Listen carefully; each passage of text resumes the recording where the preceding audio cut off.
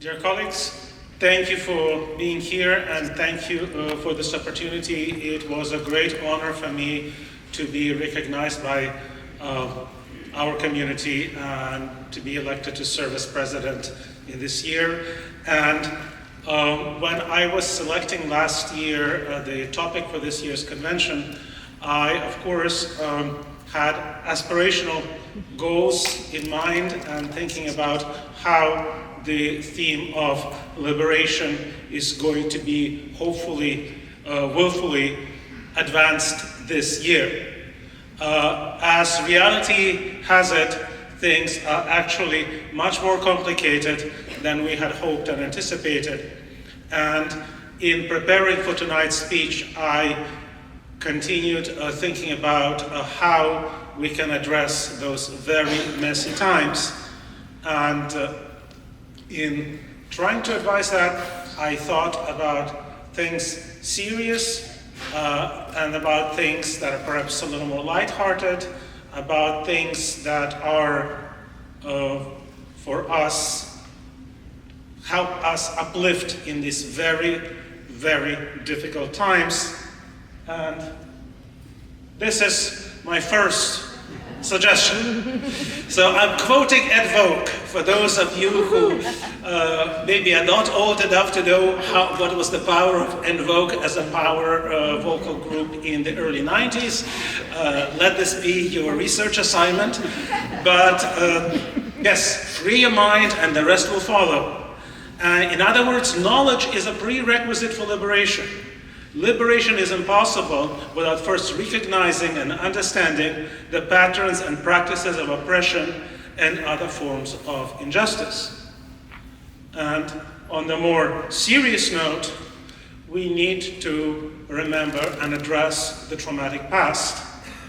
Some people in this room might know that today is the Holodomor Commemoration Day, which is always the last Saturday, the fourth Saturday in November.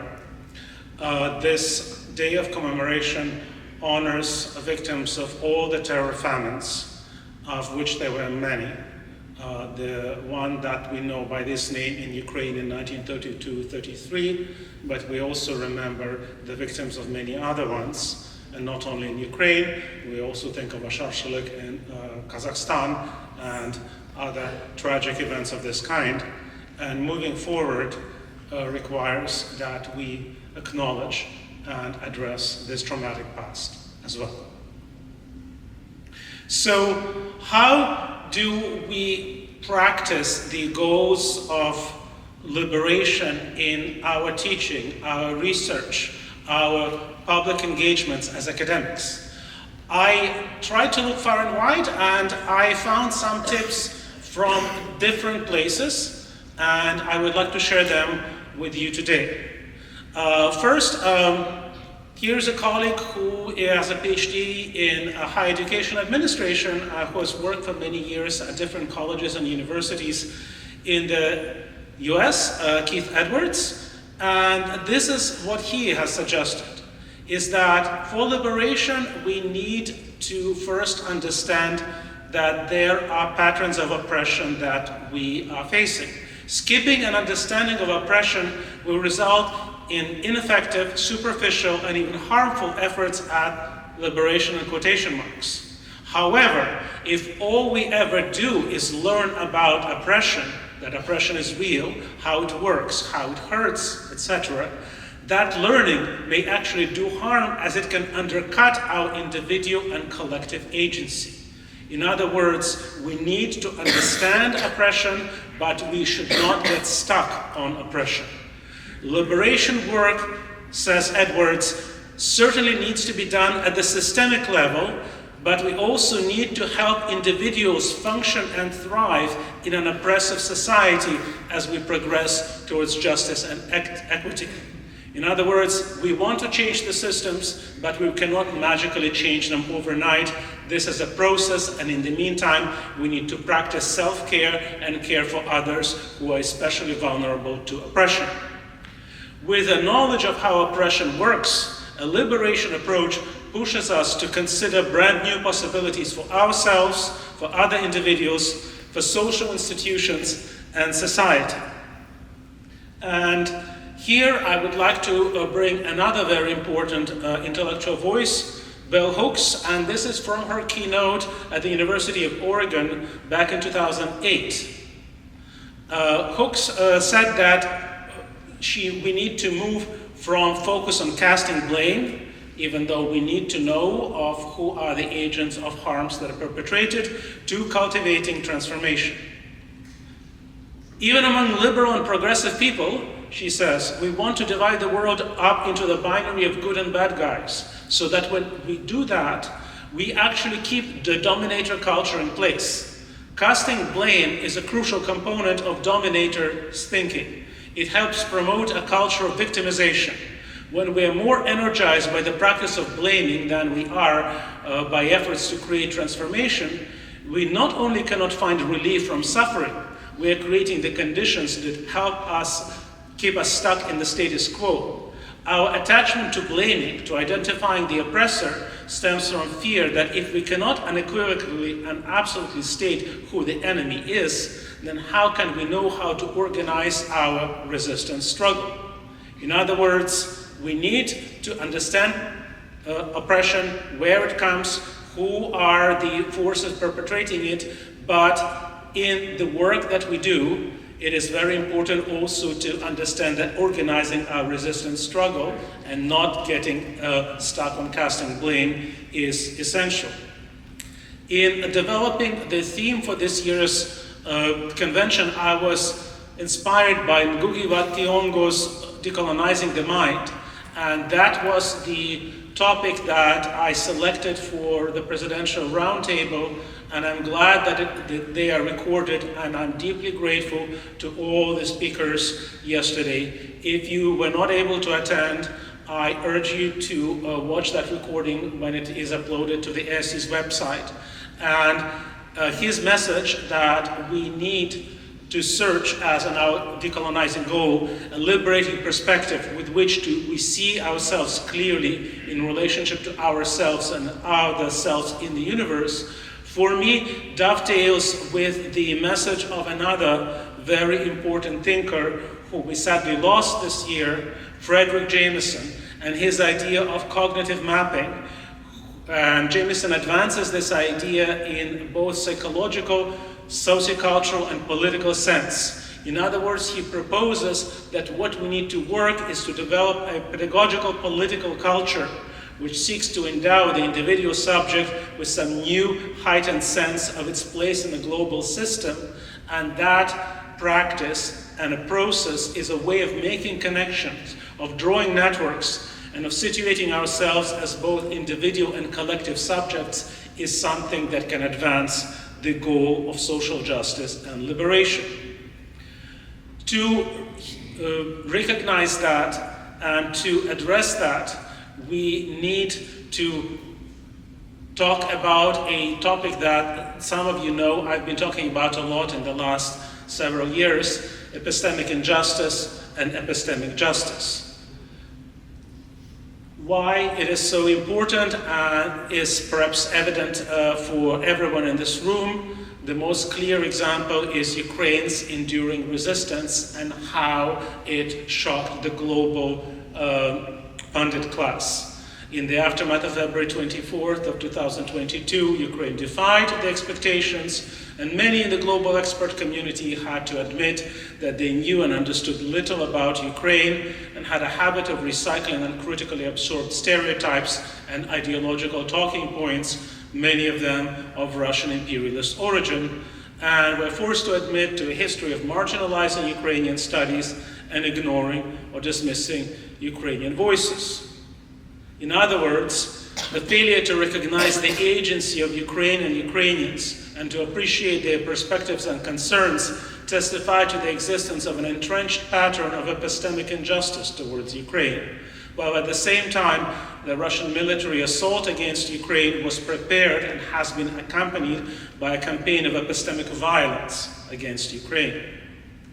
Here is a brief primer on the history of the concept of epistemic injustice. This is a very productive burgeoning field in contemporary philosophical inquiry, situated at a cross-connection between political philosophy, ethics, and epistemology. It owes its growth and development especially to feminist philosophical inquiry, but also intersectionally to scholarship on race, class, sexuality, and disability. Its major milestones were the Miranda Fricker's monograph Epistemic Injustice, Power and the Ethics of Knowing, published by Oxford in 2007, and a comprehensive Routledge Handbook of Epistemic Injustice, which was co-edited by Ian Kidd, Jose Medina, and Gail Paul-House Jr., which came out in 2017. The early origins, indeed, are from feminist inquiry. Sandra Harding's concept of standpoint epistemology from her groundbreaking book, The Science Question in Feminism, and later, Whose Science, Whose Knowledge, and Donna Haraway's concept of situated knowledge that were formulated as a response to Harding, a milestone in our understanding that all knowledge is produced from a specific situated position.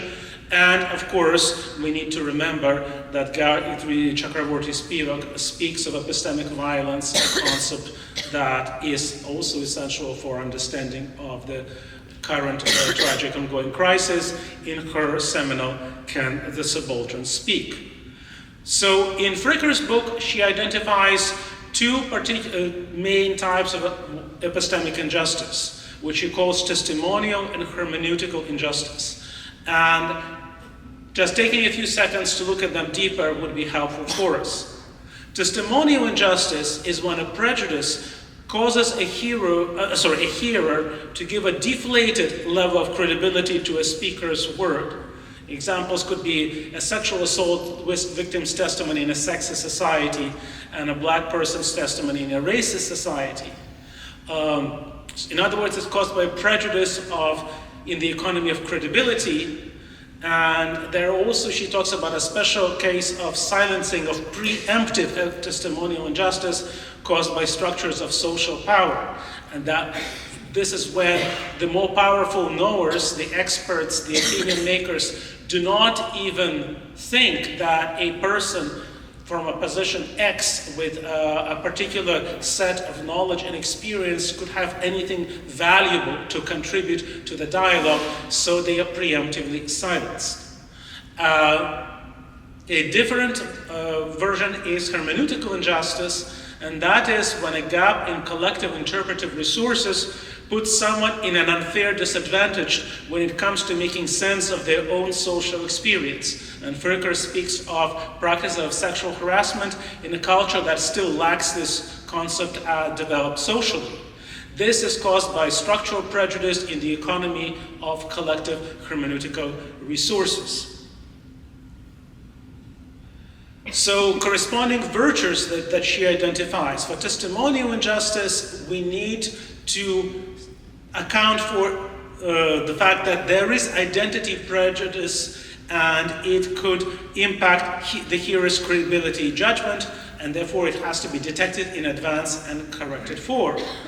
And for hermeneutical justice, I actually am going to quote because she put it so beautifully, alertness and sensitivity to the possibility that, quote, the difficulty one's interlocutor is having as she tries to render something communicatively intelligible is due not to its being a nonsense or her being a fool, but rather to some sort of gap in collective hermeneutical resources. The speaker is struggling with an objective difficulty and not a subjective failing. And then there is a third type of epistemic injustice, which was identified by Gail Paul-House Jr., and which she termed willful hermeneutical ignorance. And this is another very important concept for us to spend a little time on. Paul-House challenges classical epistemology's idea that an epistemic agent is non-social, both generic and self-sufficient. Feminist epistemology introduced the factor of sociality, as I just pointed earlier. A knower is situated and knowers are in interdependent relations. Epistemic resources are by nature collective. The dialectical tension between these may lead to an expansion of possible knowledge, but can also lead to a distinct form of epistemic injustice. Willful hermeneutical ignorance does not describe a thwarted epistemic agent who is not believed or cannot make sense of her world. Instead, it describes instances where marginally situated knowers actively resist epistemic domination through interaction with other resistant knowers. However, dominantly situated knowers nonetheless continue to misunderstand and misinterpret the world. It is an epistemology of ignorance, a particular pattern of localized and global cognitive dysfunctions, and it is simultaneously an agential and a structural injustice. Moving further, another very important feminist philosopher, Christy Dodson, a professor at the University of Michigan, talks about epistemic agency and epistemic oppression from a systemic approach. Epistemic injustice, Dodson argues, is a subset of epistemic oppression, and we need to proceed from the assumption that there may be types of epistemic exclusion that have not yet been conceptualized and that diverge from Fricker's model. And then she gives us very clear definition. Epistemic oppression refers to persistent epistemic exclusion that hinders one's contribution to knowledge production. Epistemic exclusion is an unwarranted infringement on the epistemic agency of knowers. Epistemic agency is the ability to utilize persuasively shared epistemic resources within a given epistemic community in order to participate in knowledge production and, if required, the revision of those same resources. So what is the roadmap for changes for us when we acknowledge these problematic conditions? Here is what Fricker suggests. Change begins at home, and starting with oneself is not a bad approach. Fricker encourages reflexive critical awareness of the likely presence of prejudice leading to active critical reflection.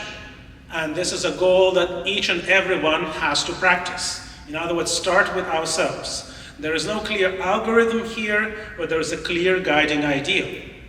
The creation of what she calls a more inclusive hermeneutical microclimate between hearers and speakers, conducive to reducing the effects of hermeneutical marginalization.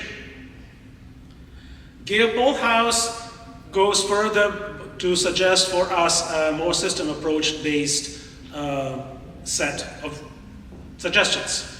The system approach is crucial for understanding epistemic harm associated with colonization, among other things.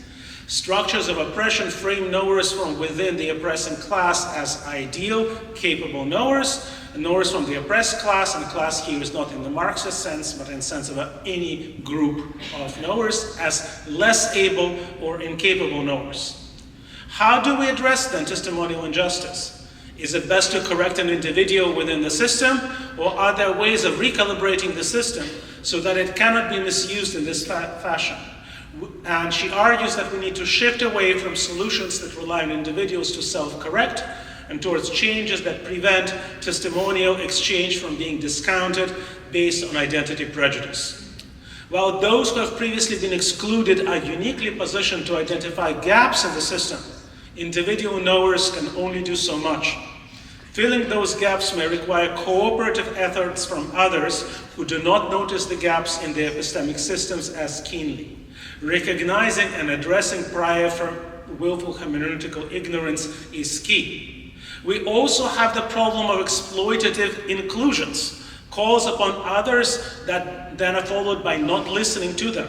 This is a de dicto inclusion and a de re exclusion, which simultaneously exploits and discounts the labor, and this is those who are in a minority predicaments know very well how this can be a burden that is incredibly hard to deal with. And then she follows the Argentinian decolonial thinker Maria Lugones in talking about horizontal versus vertical directionality of epistemic work. Raising awareness, the vertical directionality, is not enough.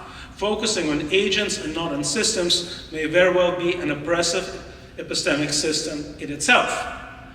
So I would argue that coalition building is essential for liberation, intellectually, educationally, and socially. We will not be in a minority if we work in coalitions. Horizontal epistemic work, as suggested by Lugones, is in fact coalition building. And I would like to introduce one other concept in my roadmap for changes, and it goes from borrows from Chandra Tope Mohanty and her book Feminists Without Borders. She proposes knowing without borders as a decolonial epistemic practice, investigating the contingent and current borders that enable and disable knowing in particular instances, recognizing that the epistemic borders we animate, in other words, we create, we breathe life into those borders, have effects on others, and we need to consider what changes are needed to work across and reshape those epistemic borders and work collectively to enable such shifts. Without borders, however, does not mean ignoring borders. We need to know that the borders exist and the reason why they exist and how they can evolve. The solution that Mohanty proposes is practicing solidarity. And not solidarity secured in advance as a basis for struggle, but struggle as the basis for solidarity.